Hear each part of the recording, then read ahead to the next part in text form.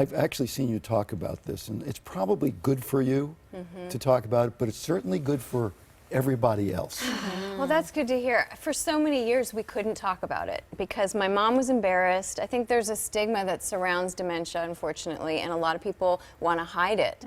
And so we did. We covered for her, and I think we really missed out on a lot of healing that could have taken place, on resources we could have gotten, on connecting with other people who'd been where we were and could have guided us. I think a lot of people at home probably are going through a lot of that because in the beginning there is denial and there is embarrassment. So what do you recommend they do if they're in that situation? Talk about it. Talk about it. Reach out to the Alzheimer's Association. They have great resources. And my mom wasn't diagnosed with Alzheimer's. She was diagnosed with PPA, which is a very rare form of dementia. But the Alzheimer's Association deals with all forms of dementia. And they have great resources, support Absolutely, groups. and they want you. They want you to contact them.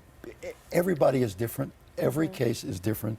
Your mom, who was understandably as adorable as you and your sister and all of that, when she started changing, she almost changed for the better.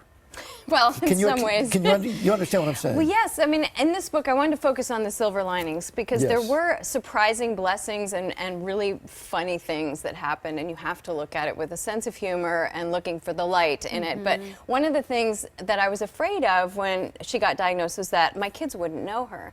I was pregnant at the time with my first child.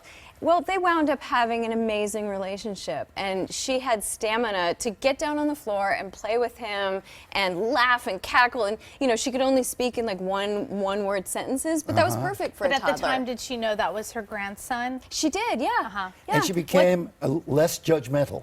She was, she was uninhibited, less judgmental. She wasn't aware as much of what the proper etiquette was, so she was really fun and passionate. Well, you talk about the whole thing of being in the present, which is something many people talk about, but it's hard to put into reality and practice every day. But you say because of your mother's condition, you've learned to be in the present and actually be in the moment. She still teaches me. She's teaching me to be in the moment and to accept what's in front of me, to accept myself, to learn how to let go of guilt, accept the mistakes we made and move on and try to help others. It's tough. I mean, that's got to be tough on you. And you're also trying to figure out what the new relationship is. Right. And sort of work with that. And I love her in a different way. We don't communicate in words necessarily. We communicate through music. Does she recognize you?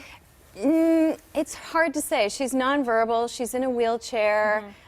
So her eyes light up when anybody walks in the room, so I can't tell if she recognizes me or not. What's the prognosis, or do they know what the prognosis is? When she was diagnosed in 2005, they said it would be 5 to 7 years before she'd need full-time care, and that was really what happened.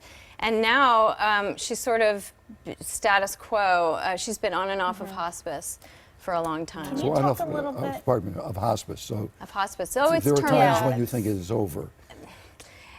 Yeah, I mean, it could happen anytime. It could be years. Right. It's really hard to tell. I just wanted to ask you about your dad. Yeah. Because it's quite interesting. His life has taken a big turn as well. Yeah. And from my understanding, he's actually in a relationship. He is. And I wanted to know what that's like for you as the kids to see, him moving on in a way. In some way, It's been a road getting there. And ultimately, it was tricky in the beginning for all of us in different ways, but ultimately, he's happy, and this woman is a blessing to him, and I'm so grateful that he has someone by his side Kimberly, that he cares also, about. we should add, you almost had to rescue him. The caretaker often is the second part of the disease. Exactly. And he was suffering from it. He was. He thought he wanted to be Superman. He thought he could do it all himself. And that was one of the things that I wish we'd reached out to other people who'd been through it, because what we've learned is you have to pay attention to the caregiver. Because a lot of times it's hard to tell how much they are doing. Yes. And how much they're suffering. But we saw my dad kind of withering away. So now to see him happy and in love and, traveling, he's having a renaissance, and it's wonderful. Were the signs there earlier on, I mean, you were enjoying all of this success, and you'd just done Father of the Bride and the second Father of the Bride, and things were going very well. Yeah. Were there signs? The first time I remember there being a sign was at my wedding to Brad. And that's a whole chapter in the book, because she was not a fan of Brad's. in the beginning. Now I can tell the truth about that. Who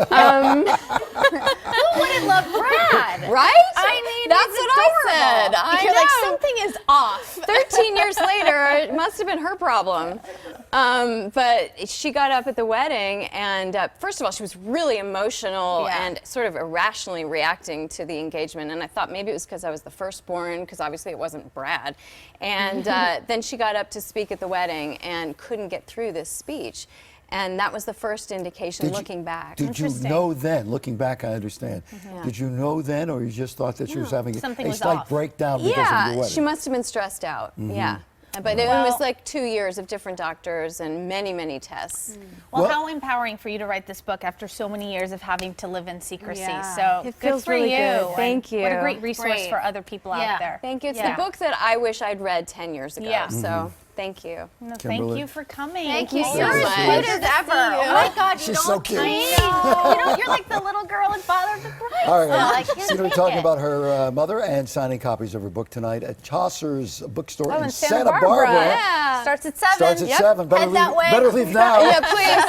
All right, Where the Light Gets In is out now. so much. Great to see you. Thanks, Say hello to Kimberly. Guys. Your husband's a country singer, isn't Yes, that Brad he you're is, talking yes. about? Oh, that Brad. Okay, when we come back, We'll be back. we will be back. Dice. Dice. Dice in the building. Yes. Listen, you can probably hear it. Yeah.